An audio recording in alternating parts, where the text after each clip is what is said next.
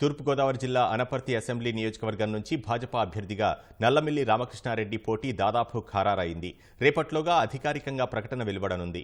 ఈ మేరకు రామవరంలోని నివాసంలో నల్లమిల్లిని భాజపా నేత కంటిపూడి శర్వరాయుడు కలిశారు. నియోజకవర్గంలో ప్రస్తుత రాజకీయ పరిస్థితులపై చర్చించారు.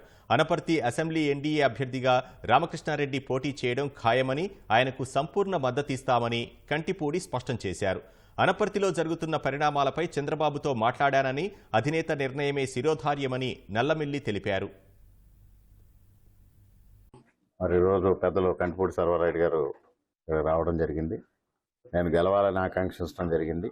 వారితో పాటు ఉల్లల గ్రామ సర్పంచ్ రాంబాబు గారు, ఇతర బీజేపీ నేతలందరూ వచ్చి నా గెలుపు కోసం కృషి చేస్తానని, నేను తప్పనిసరిగా గెలవాలని ఆకాంక్షించినందుకు ముందుగా వారికి కృతజ్ఞతలు తెలియజేసుకుంటూ ఉన్నా.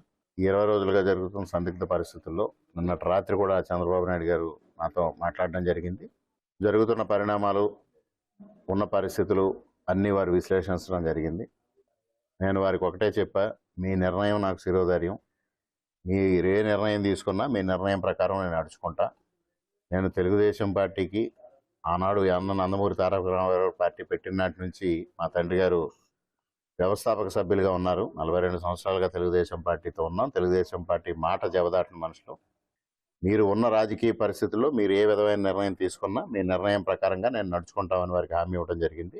నేను కూటమి పెద్దలతో అందరితో మాట్లాడి రేపటికల్లా ఒక నిర్ణయం ప్రకటిస్తానని వారు చెప్పడం జరిగింది. వారి నిర్ణయం ప్రకారంగా ముందుకు వెళ్తాం. తప్పనిసరిగా ఈ అసెంబ్లీ స్థానంలో పోటీ చేయడం జరుగుతుంది అనేది స్పష్టం చేస్తా ఉన్నా. 2004 నుంచి మూలారెడ్డి గారు నేను పార్లమెంట్కి చేయడం, వారు ఎమ్మెల్యే గారు కంటెక్ట్ చేయడం, బీజేపీ తెలుగుదేశం తరఫున నేను పార్లమెంట్కి, వారేమో ఎమ్మెల్యేకి చేయడం, ప్రచారం చేయడం, అప్పటి నుంచి కూడా సత్సంబంధాలు మాకు వారి ఫ్యామిలీకి ఉన్నాయి. ఇప్పుడు నిర్ణయం జరిగింది.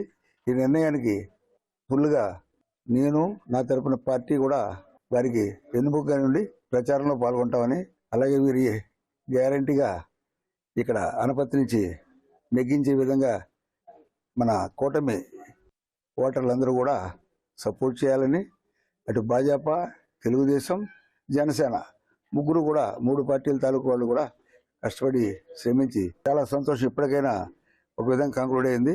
ఈ విధంగా పార్లమెంట్కి, ఇటు అసెంబ్లీకి కూడా ఇటు రామకృష్ణారెడ్డి గారిని అంటే అలాగే పొందరేశ్వర గారిని కూడా నెగ్గించమని కోరుతూ, అది ఎవరైతే నిర్ణయం వాళ్ళ నిర్ణయం ప్రకారం ఆయన పోటీ చేస్తారో మేము అందరూ సపోర్ట్ చేస్తాం.